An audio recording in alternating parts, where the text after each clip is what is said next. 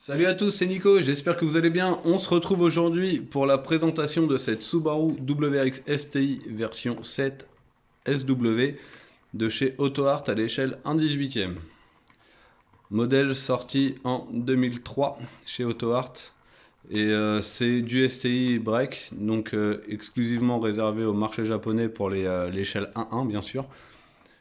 Vous pouvez retrouver ce modèle-ci au 1/18e en gris, comme présenté ici, mais également en blanche et en bleu. Elle a pour elle d'avoir une face avant différente de la version 4 portes, car la face avant, comment dirais-je, a profité d'un upgrade par rapport à la version 2001-2002 du coup de la STI 7. Chez AutoArt, ils se sont un peu sûrement précipités pour la sortir.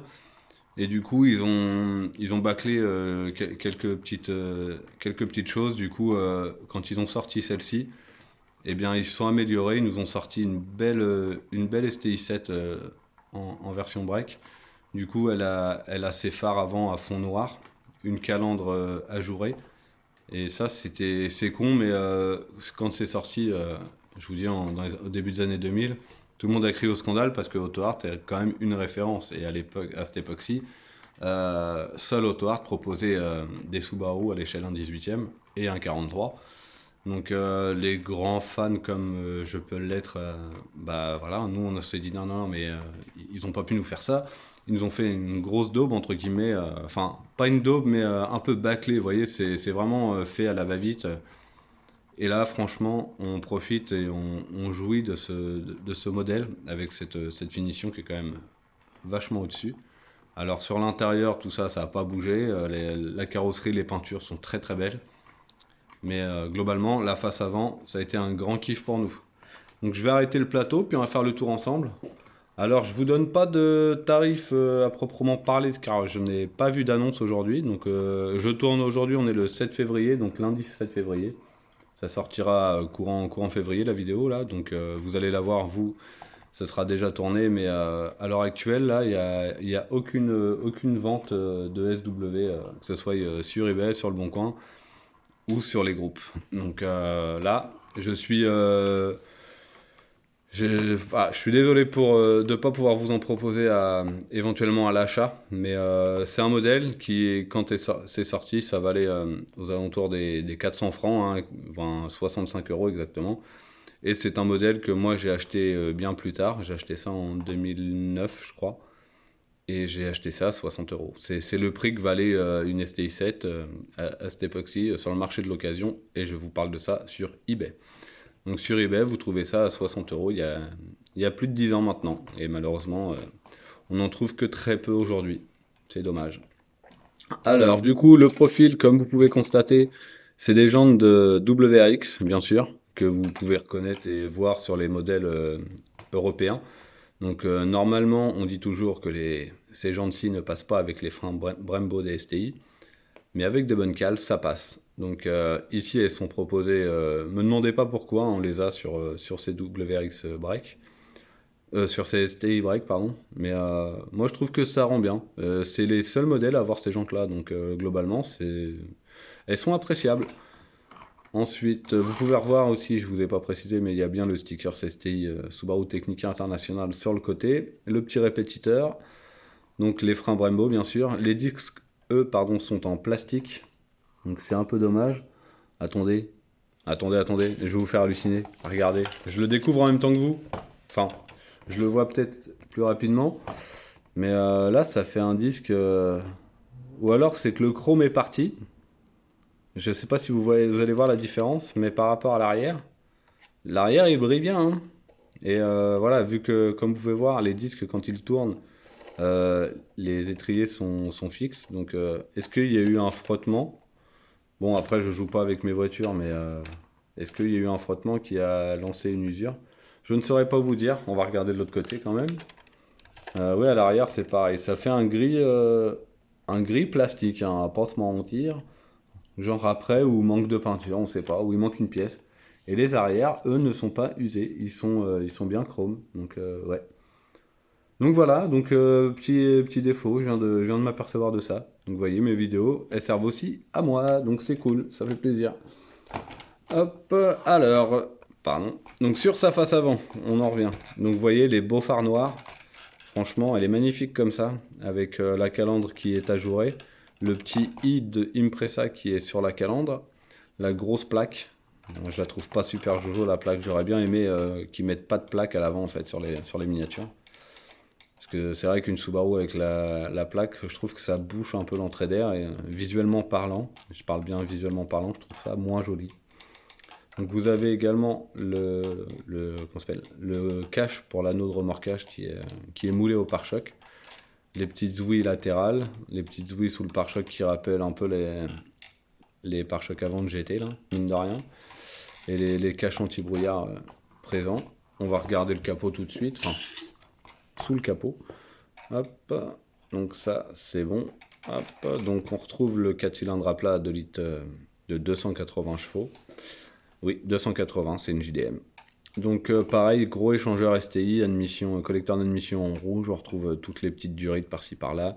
La petite batterie, on retrouve également quelques petits détails comme les stickers, c'est bête, hein, mais j'apprécie beaucoup ce genre de détails. Hop, vous pouvez les voir sur la batterie, mais également sur le cache de la distribution. Et puis sur le radiateur, enfin c'est pas un sticker sur le radiateur, c'est vraiment un petit poc de peinture jaune. Donc normalement on est censé avoir, on aurait pu avoir une petite étiquette stickers comme ça. Je vais pas y arriver, mais on l'a pas eu. Sur l'alternateur, je sais pas si vous pouvez le voir à l'image, mais on a des petits détails marrons qui représentent un peu les bobines de cuivre qui sont à l'intérieur. Non, c'est pas mal, c'est pas mal. Hop, on va la reposer. Ensuite, alors, le petit détail aussi, mince, excusez-moi, c'est floute. Hop. On a également un toit ouvrant qui est malheureusement fixe, donc il est fermé de l'intérieur. Mais bon, il est déjà là, c'est déjà beau. Hop, on va faire le châssis maintenant. Ne bougez pas, j'enlève mon petit plateau. Tac. Donc on est sur un châssis, vous voyez, qui est gris. Ça c'est pareil, c'est con, mais j'aime bien, je trouve que ça rend bien les châssis couleur charrette. Donc on a la luge en plastique forcément, les triangles en alu. Ensuite, bah, des supports enfin, la boîte et puis les supports, la ligne d'échappement. Et puis on a un petit silencieux en couleur gris et puis le petit sticker, regardez-moi ça. Ça c'est beau ça. Je sais pas si vous allez le voir correctement. Bougez pas. Alors sur l'échappement, je sais pas si on le voit bien, j'ai un faux jour sur mon téléphone donc je vois pas trop. Donc si vous voyez, c'est marqué STI en rose et le fameux génome. Donc les amateurs et les connaisseurs reconnaîtront bien ce silencieux, hein. Ça devient une pépite d'or en termes de recherche et de prix de vente. C'est un très beau silencieux, un très bon silencieux, mais malheureusement un peu inabordable pour une personne lambda. Hop. Ensuite, on retrouve un beau pare-brise arrière avec le dégivrage intégré, également le troisième feu stop. À l'intérieur, vous avez une belle moquette, un grand coffre. Donc moi j'aime bien mettre un petit chien à l'intérieur, je trouve ça rigolo en fait quand on referme la porte on voit la tête du chien. Sur la malle arrière vous retrouverez du coup la serrure et puis un petit sticker. Alors celui-là je sais pas si c'est réellement ça de base hein, sur les STI break. Le petit sticker STI. Ça ressemble à un sticker de barre anti-rapprochement, je sais pas si vous voyez ce que je veux dire. Hop, alors ensuite on va passer à l'intérieur. Je vais ouvrir les portes et je vais décrocher le téléphone, ça va peut-être être plus simple. Hop. Donc pareil, on se retrouve avec des portes un peu branlantes. Ça c'était typique des GT, mais avec le temps je pense que ça devient pareil sur ces modèles-ci. Hop. Alors, mince. Si on fait ça dans le désordre, ça marche pas. Hop. Donc vous voyez, mine de rien, on a tous les ouvrants, ça c'est beau. C'est très beau. Hop, je décroche le téléphone et puis on est parti pour la visite de l'intérieur. Alors, on va commencer par l'habitacle. Enfin, l'habitacle, je suis bête. Par l'intérieur. Donc, on se retrouve avec une banquette 5 places réellement. Enfin, faut pas être bien gros pour être au milieu. Mais il y a 5 places assises, hein. On a également des beaux panneaux de porte.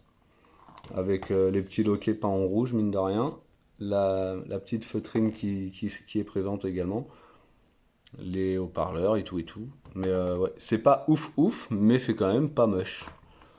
Je rappelle que c'est un modèle qui est sorti dans les années 2000, hein, mine de rien. L'évolution a fait son travail et mine de rien, c'est pas des miniatures qui sont obsolètes. Ça reste encore très très bien détaillé par rapport à des modèles qui sortent encore aujourd'hui. Donc pour des prix de vente qui sont équivalents aux années 2000, malheureusement, vous ne retrouverez pas ce niveau de détail et de finition. Donc pédalier en alu, enfin c'est du plastique peint, mais très très bien reproduit. Ensuite, vous avez la serrure, par contre, c'est pas super jojo, c'est juste un décroché avec un coup de peinture grise dessus. On a également les commodos qui sont bien présents, les compteurs qui sont également là. On les voit pas forcément bien, mais j'arrive pas à passer que la porte. Le volant, le Momo qu'on retrouvait déjà dans les GT 2000, et 99 même, et qui est revenu sur ces versions. Donc normalement le DCCD il est là, hein. Il est sur les petits boutons sous la grille de ventilation. Hop, du coup on va faire un tour de l'autre côté. Hop, on ferme la porte arrière. Et du coup, pareil, là on voit bien aussi le levier de vitesse, le frein-main, la boucle de ceinture également en bas à droite. Et puis la console centrale, pardon, oh c'est dur, qui a été peinte en grise aussi, également gris alu, avec autoradio et tout et tout. Donc voilà, hop, on va refermer tout ça. Hop, zou, hop. Et bien voilà pour cette miniature. En tout cas, je vous remercie de me suivre encore chaque semaine, hein. Vous êtes de plus en plus nombreux à vous abonner. Et si c'est pas déjà fait, je vous invite à le faire. Ça coûte absolument rien. Et ça me fait plaisir et ça me motive de plus en plus. Plus je vois de personnes abonnées, plus je me dis que chaque vidéo que je fais, c'est pour vous, hein. De toute façon, je l'ai fait pour moi parce que j'aime ça. Mais je l'ai fait également pour vous, pour partager, pour vous donner soit l'envie ou d'acquérir une miniature, ou alors vous confirmez le fait de oui c'est une bonne idée, non c'est pas une bonne idée. Donc voilà, je vous remercie à tous, je vous invite à mettre un petit pouce bleu et je vous dis à vendredi prochain. Ciao ciao.